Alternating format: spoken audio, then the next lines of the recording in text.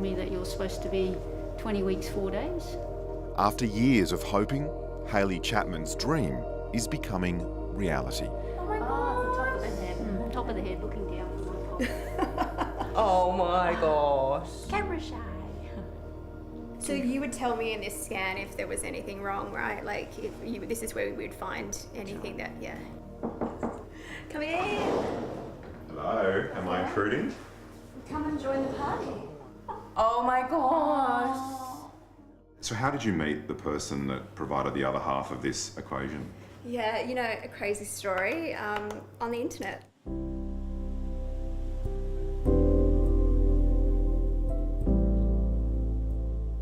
I was very cautious.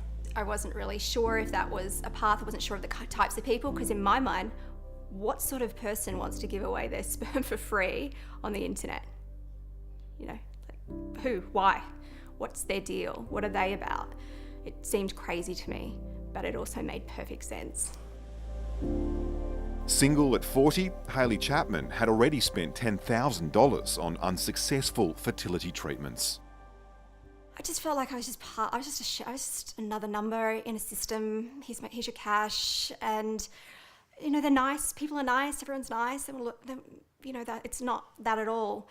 But at that point too, again, I was looking for something different. I wanted more connection, and it just lacked that. And that was my IVF experience. Turning her back on Australia's $500 million fertility industry, she set out to meet her sperm donor on the internet's Wild West.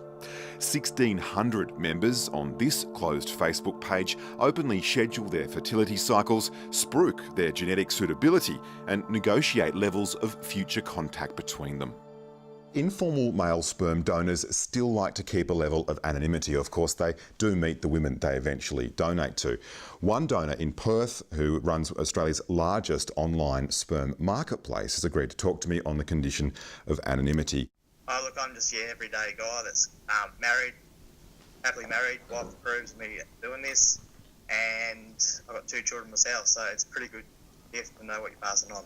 I believe fresh is best than frozen, and you know, if you want to give your child the best chance in life, fresh would be the way to go.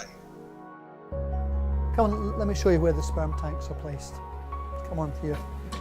But IVF Australia says the online method is making would-be mums and dads vulnerable for a whole range of reasons. The reason for freezing sperm is to quarantine it, to ensure that the donor of the sperm can be retested for HIV and hepatitis and other infections. We've also had a number of examples of donors that we have known that we have rejected because they've been less than truthful with us, and we find these same donors appearing on the internet.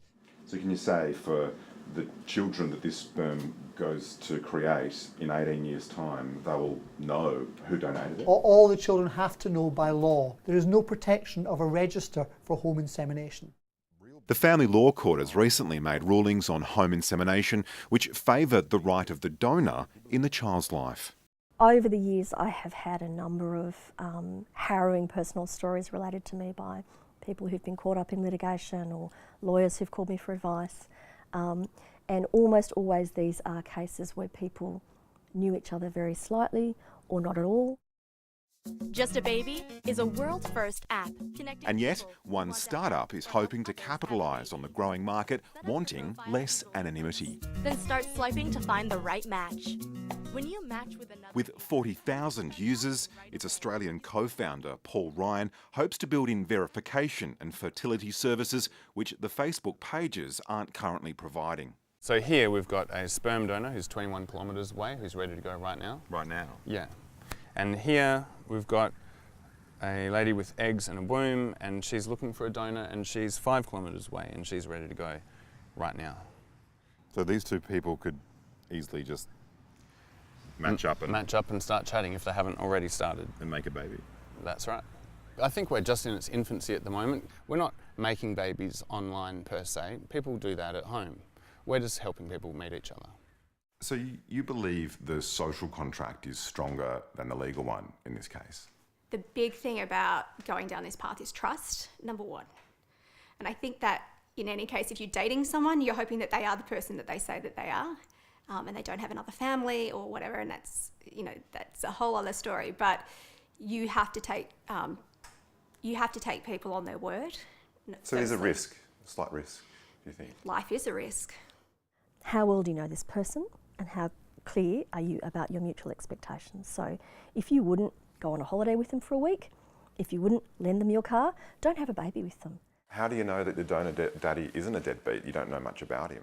I know more than I let on. I know a lot about him. We're actually really good friends. And that's the interesting thing. We did it backwards. We created a baby and then became friends. Today, Hayley is sharing the good news with her best friend's daughter, Josie. I'm having a baby. Oh my goodness, really? Yeah. Oh my goodness. So Auntie Josie! Oh my goodness. Yay! And even oversharing in the social media age has its limits. So, do you want to know what I'm having? Yeah, I'm not going to tell you. Oh!